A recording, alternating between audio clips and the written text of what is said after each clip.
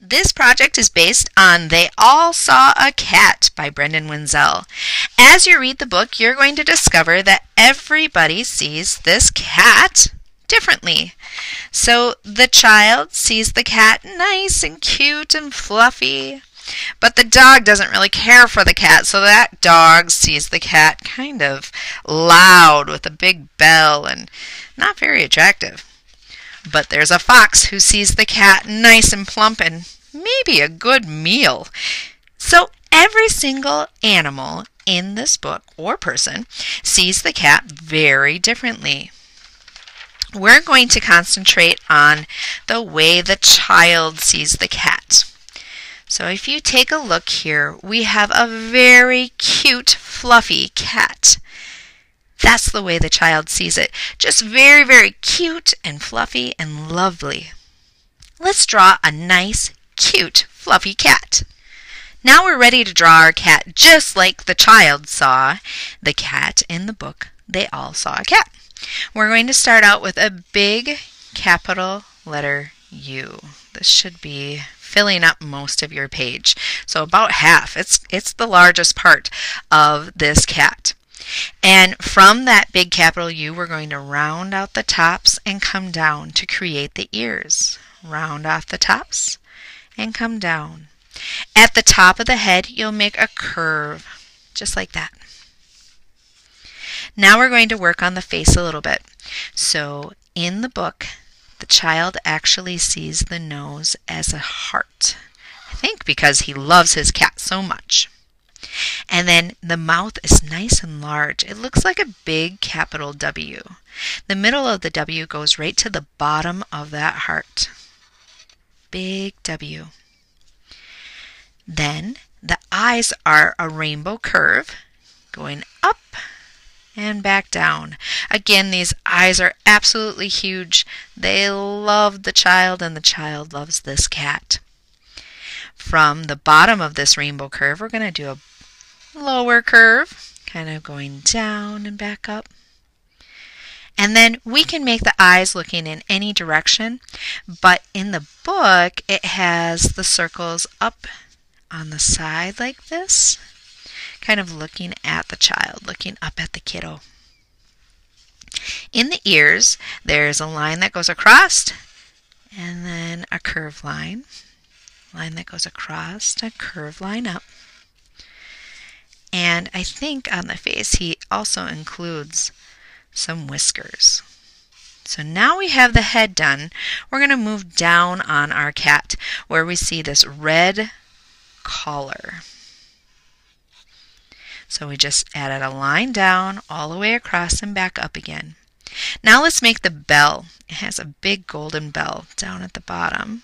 So we'll do a curve, two little curves off the side, boop, boop, a curve down on the bottom, and then the bell part is just a half circle or a little miniature letter U down below. Now we really can't see much of the body, so we're going to draw a line from the collar down to the base, from the collar down to the bottom of the page. And if we have some room, we might add a line here and a line here to represent the two legs or arms coming down from the cat. Great, now we have our drawing. If you used a pencil, you're going to outline it with Sharpie marker before we move on to the next step. Now it's time to add some color onto our cats. And from our inspiration cat, I see that the cat itself is kind of some neutral colors, so some browns and oranges. I'm going to stick with the colors that the artist chose to use, but you do not have to do that.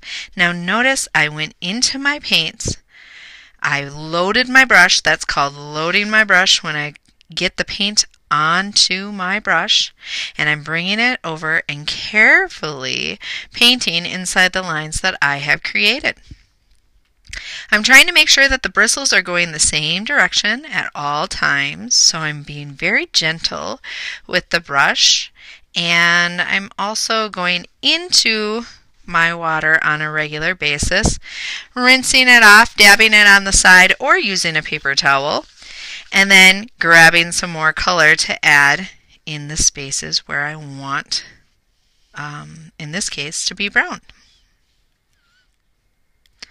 Okay, as I'm painting the paper here, I want to just mention that we are passing over all the areas, adding some paint in every single area, but we're not spending too much time in one area. So I'm not going in the same area back and forth and back and forth. What that does is break down the paper and it could cause a hole. So be cautious of that. If I make a mistake or add a color that I don't really appreciate, I can simply just dab it up with my paper towel and try it again. Now I've painted everything except for the eyes. We can leave the eyes white, but you have to choose a color for your background. So the background means everything around your cat. So now that my cat is all filled in, I'm going to choose this purple and add that around the edge of my cat. Alright, my cat has been watercolored. We're going to let this dry completely before we do the next step. Now that my entire painting is completely dry, I'm going to go in with some details using crayons. So right now what I'm doing is adding some texture on my cat. So I'm trying to make it look nice and fluffy, just like the child saw in the book. So I'm adding these little tiny lines all over to kind of represent the fur and give it some texture. Another thing that I saw when I was looking at the book is that there are some stripes on this cat. So adding a couple of lines, again kind of going back and forth to make some texture as well as the markings of some stripes.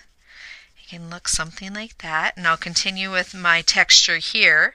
And then in the book it also has these like little fur marks all the way around the cat to make it look so cute and fluffy. So you're going to add the final textures, any details that you would like to add now with your crayons until you have completely filled up your cat.